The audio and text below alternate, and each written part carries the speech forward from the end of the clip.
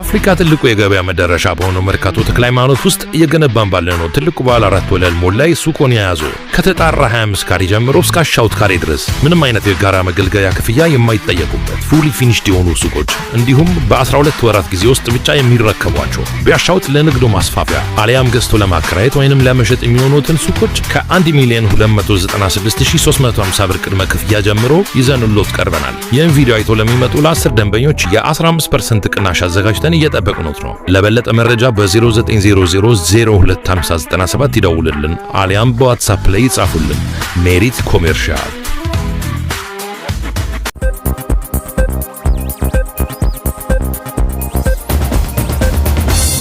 ሰላም እንዴት አላችሁ? የኢትዮ ታይምስ ቤተሰቦቻችን ለሰዓቱ የተመረጡ አዳዲስ መረጃዎችን ይዘንላችሁ ቀርበናል። ከመረጃዎቻችን መካከልም የአሜሪካው ፕሬዝዳንት ዶናልድ ትራምፕ የኢራን ጦርነት በሳምንታት ውስጥ ሳይሆን በቀናት ውስጥ ይጠናቀቃል፣ ይህ ካልሆነ ያለምንም ገደብ ሙሉ ኢራንን አወድማታለሁ ሲሉ ተናግረዋል። የዓለምን የንግድ መስመር በቁጥጥሯ ስር ያዋለችው ኢራን በአሁኑ ሰዓት በሆርሙዞች መጥለይ በወሰደችው አዲስና ድፍረት የተሞላበት እርምጃ የአሜሪካን ዓለም አቀፍ ተሰሚነትና የዶላር የበላይነት በይፋ ተገዳድራለች። ኢራንም በኩዌትና በባህሬን የነዳጅ መሰረተ ልማቶች ላይ ጥቃት መሰንዘሯን ቀጥላለች።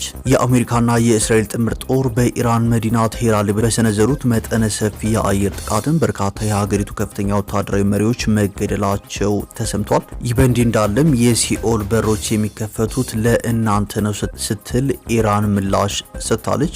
አርብ ዕለት በኢራን መከላከያ ኃይሎች ተመቶ የወደቀው የኤፍ-15 ኢስት ስትራይክ ኤግል የጦር ጄት ረዳት አብራሪ ከ36 ሰዓታት ከፍተኛ ፍለጋ በኋላ በሰላም መዳኑን የአሜሪካው ፕሬዝዳንት ዶናልድ ትራምፕ በይፋ ማሳወቃቸውም አይዘነጋም። ይህን ተከትሎም የአሜሪካው ፕሬዝዳንት ዶናልድ ትራምፕ መቼም ቢሆን አሜሪካዊ ተዋጊን አንተውም ሲሉ ፕሬዝዳንት ዶናልድ ትራምፕ ተናግረዋል። ይህ በእንዲህ እንዳለም ከእንግዲህ አሜሪካን የሚፈራ ሀገር ይኖራል ብለን አናስብም ስትል ኢራን መልእክት አስተላልፋለች። በሌላ በኩል ደግሞ የዓለምን የኃይል ሚዛን የሚቀይረው የሰሜን ኮሪያና የኢራን ሚስጥራዊ ስምምነት ይፋ ሆኗል። በአሜሪካና በአጋሮቿ ከፍተኛ ማዕቀብ የተጣለባቸው ሰሜን ኮሪያና ኢራን በሚስጥር የፈጠሩት ወታደራዊ ጥምረት በዓለም አቀፍ የጂኦ ፖለቲካ መድረክ ላይ ከፍተኛ ድንጋጤን ፈጥሯል። ሙሉ መረጃውን በዜናችን በዝርዝር የምናስደምጣችሁ ይሆናል። ከዚህ መረጃ በተጨማሪ ዲያቆን ዳንኤል ክብረት ከሰሞኑ ዲያስፖራዎችን በተመለከተ ያደረጉትን አወዛጋቢ ንግግር አስመልክቶ በሚዲያ አስተያየት የሰጡ መምህርና ጋዜጠኞች መታሰራቸው ታውቋል። ሁለቱን እስረኞች ለመጎብኘት ወደ አዲስ አበባ ፖሊስ ኮሚሽን በተለምዶ 3ኛ ፖሊስ ጣቢያ ተብሎ ወደሚጠራው ማረፊያ ቤት ያቀኑት ሊቀ ትጉሃን መምህር ደረጀ ዘወይንዬ የተባሉ ጠያቂም መታሰራቸው ተሰምቷል። በዝርዝር የምንመለከተው ሌላኛው ርዕሰ መረጃችን ነው። ክቡራትና ክቡራን የኢትዮ ታይምስ ቤተሰቦቻችን እነዚህ ለሰዓቱ የተመረጡ አዳዲስ መረጃዎችን ይዘንላችሁ ቀርበናል። ዝርዝር መረጃዎቻችንን ለማድመጥ ቻናላችንን ሰብስክራይብ በማድረግ የደወል ምልክቷን በመጫንና መረጃውም ለብዙዎች እንዲዳረስ ላይክ በማድረግ እስከ መጨረሻው አብራችሁን ቆዩ። ስጋው ደግሞ ስንቀበል እንደዚህ ስፍራው ሁኔታ ለመስራት ቻልንበት።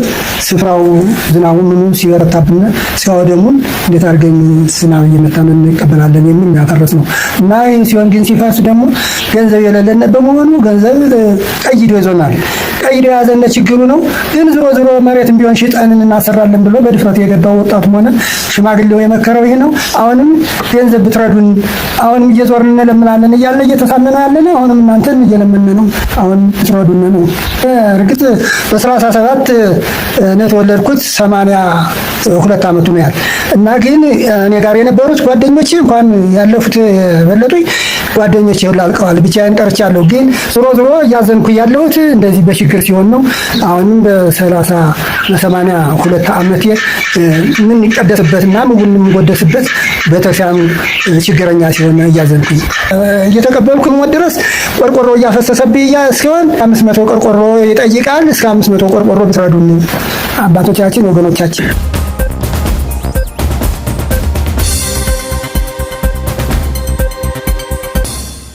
ወደ መጀመሪያው መረጃችን ስናልፍ የአሜሪካው ፕሬዝዳንት ዶናልድ ትራምፕ የኢራን ጦርነት በሳምንታት ውስጥ ሳይሆን በቀናት ውስጥ ይጠናቀቃል፣ ይህ ካልሆነ ያለምንም ገደብ ሙሉ ኢራንን አወድማለሁ ሲሉ ዝተዋል። ኢራን ስምምነት እንድትፈጽምና ሆርሙዝን እንድትከፍት የተሰጣት ቀነ ገደብ በኢስተርን ታይም አቆጣጠር ማክሰኞ 8 ሰዓት ያበቃል ሲሉም ተናግረዋል። በሌላ በኩል ደግሞ ከእንግዲህ አሜሪካን የሚፈራ አገር ይኖራል ብለን አናስብም ስትል ኢራን ተናግራለች።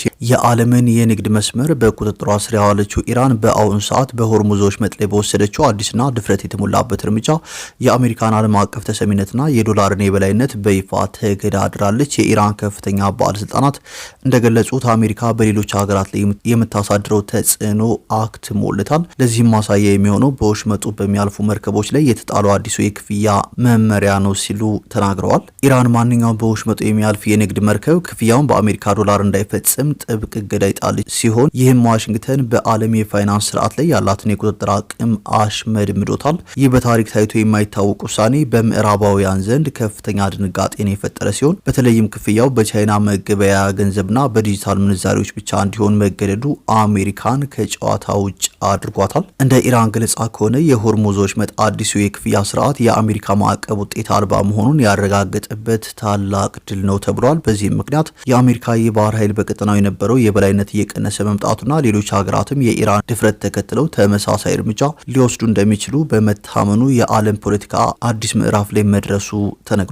ይህ በእንዲህ እንዳለም የዓለምን የኃይል ሚዛን የሚቀይረው የሰሜን ኮሪያና የኢራን ሚስጥራዊ ስምምነት ይፋ ሆኗል። በአሜሪካና በአጋሮቿ ከፍተኛ ማዕቀብ የተጣለባቸው ሰሜን ኮሪያና ኢራን በሚስጥር የፈጠሩት ወታደራዊ ጥምረት በዓለም አቀፍ የጂኦፖለቲካ መድረክ ላይ ከፍተኛ ድንጋጤን ፈጥሯል። የሁለቱ ሀገራት ግንኙነት ከተራ የንግድ ልውውጥ ባለፈ እጅግ የላቁ የባሊስቲክ ሚሳኤል ቴክኖሎጂዎችን፣ የከባድ መሳሪያዎችንና የስትራቴጂክ መረጃዎችን ማጋራት ላይ ያተኮረ መሆኑን የደህንነት ምንጮች ጠቁመዋል። ይህ የምስጢር ትብብር ኢራን በመካከለኛው ምስራቅ ያላትን ወታደራዊ የበላይነት በከፍተኛ ፍጥነት እንድታሳድግ የረዳት ሲሆን ሰሜን ኮሪያ በበኩሏ ከኢራን የምታገኘውን የገንዘብና የኢነርጂ ድጋፍ ተጠቅማ ማዕቀቦችን የምትጥስበት አዲስ መንገድ ቀርጻለች።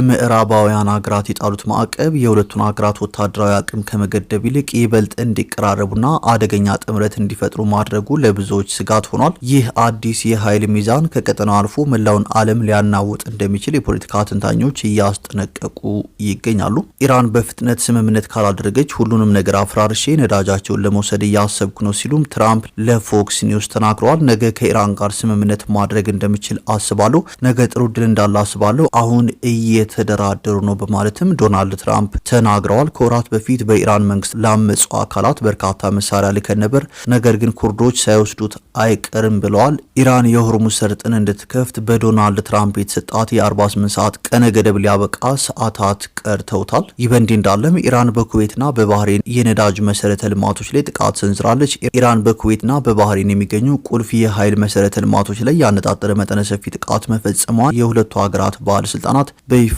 አስታውቀዋል። በጥቃቱ በነዳጅ ማጣሪያ ተቋማት ላይ ከፍተኛ ጉዳትና ቃጠሎ መድረሱ ተረጋግጧል። እንደ ኩዌት የፔትሮሊየም ኮርፖሬሽን መግለጫ ከሆነ የኢራን ኃይሎች ሰው አልባ አውሮፕላኖች በመጠቀም በአንድ የነዳጅ ማጣሪያ ጣቢያ ላይ ጥቃት ፈጽመዋል።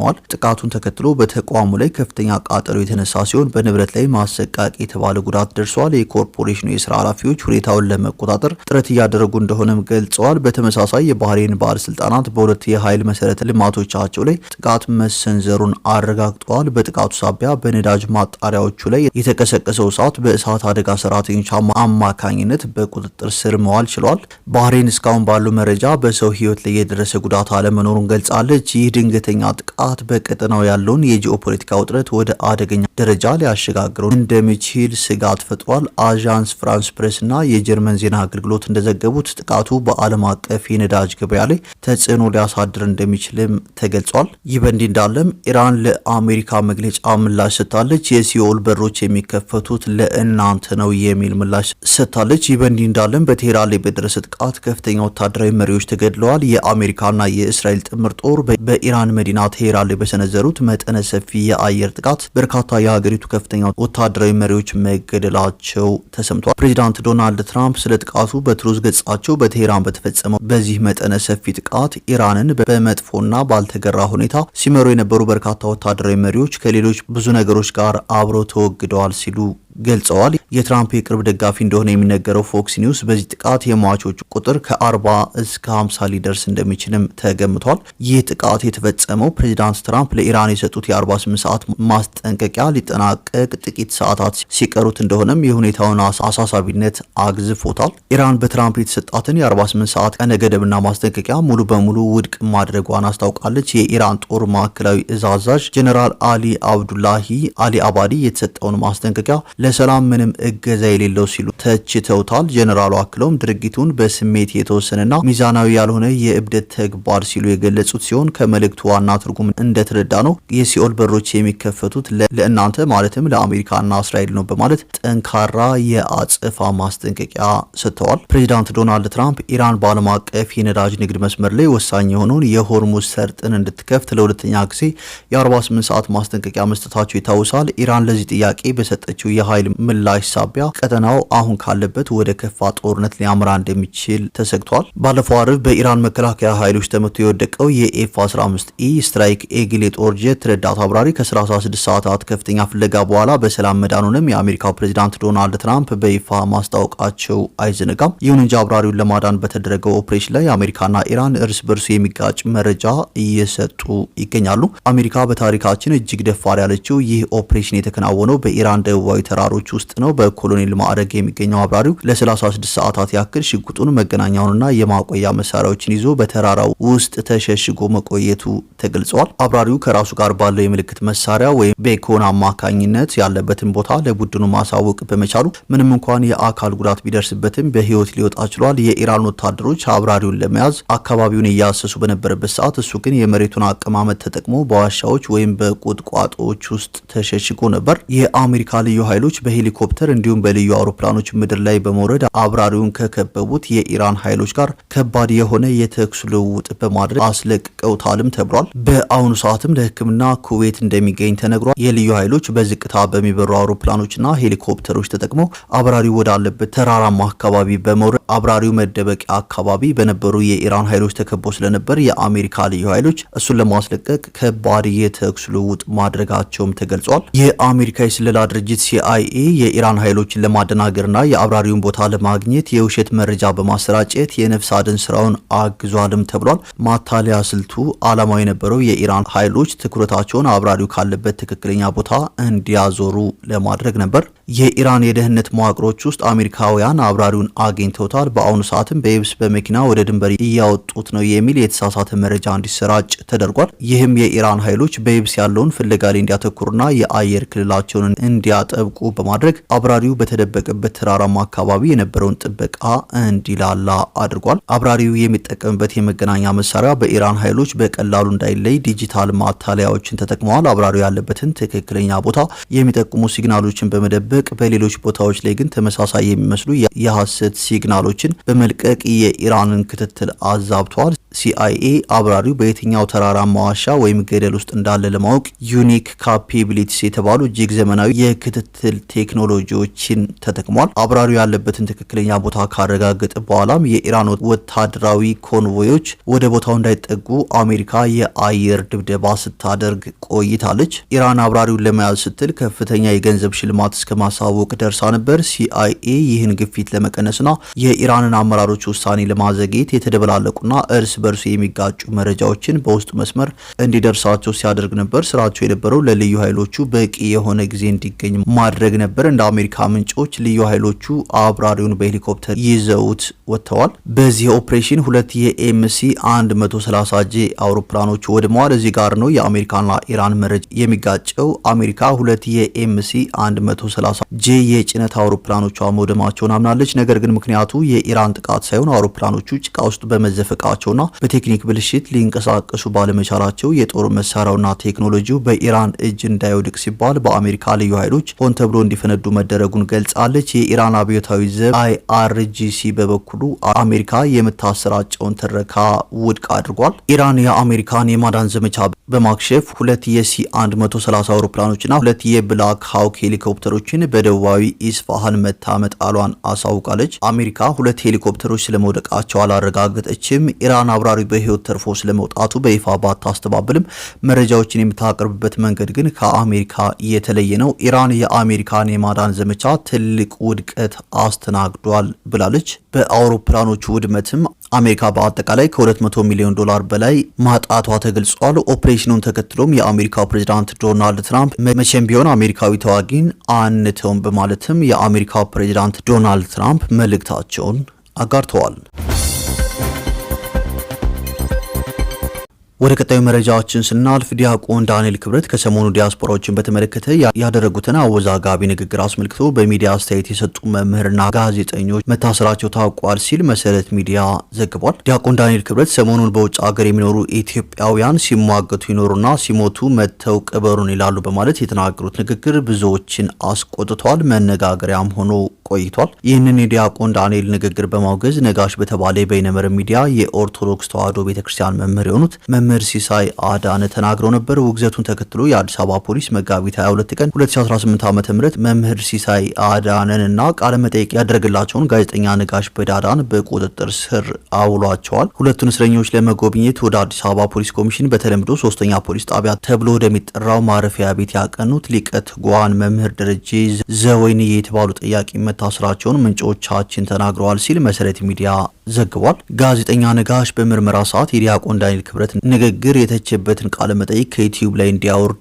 መገደዱንና ለእስር ያበቃው ይሄው የዲያቆኑ ንግግር እንዲወገዝ አመቻችቷል በሚል መሆኑም ታውቋል። እስረኞቹ በፌዴራል አንደኛ ደረጃ ፍርድ ቤት አራዳ ምድብ የጊዜ ቀጠሮ ችሎት የቀረቡ ሲሆን መንግስት በህዝብ ዘንድ አመኔታ እንዳይኖረው በመንግስት ላይ ማነሳሳት፣ በተጨማሪም በአዲስ አበባ ከተማ ሁከትና ብጥብጥ ለመፍጠር ሞክረዋል በሚል ጠርጥሬያቸዋለሁ ሲል ፖሊስ ተጨማሪ ጊዜ እንዲሰጠው ፍርድ ቤቱን ጠይቋል። ፍርድ ቤቱ ጋዜጠኛ ነጋሽ በዳዳን የ50 ሺህ ብር ዋስ በማስያዝ በውጭ ሆኖ ጉዳዩን እንዲከታተል የበየነ ቢሆንም የአዲስ አበባ ፖሊስ ጋዜጠኛውን ለመልቀቅ ፍቃደኛ ሳይሆን መቅረቱንም ምንጮች ጠቁመዋል ሲል መሰረት ሚዲያ ጨምሮ ዘግቧል። ፍርድ ቤቱ ሁለቱን የቤተክርስቲያን መምህራንን ለተጨማሪ ምርመራ ለ10 ቀናት በማረፊያ ቤት እንዲቆዩ ማዟል። ዲያቆን ዳንኤል ክብረት የጠቅላይ ሚኒስትር አብይ አህመድ የማህበራዊ ጉዳዮች አማካሪና የኢትዮጵያ ብሮድካስቲንግ ኮርፖሬሽን የቦርድ ሰብሳቢ በመሆን እያገለገሉ ይገኛሉ።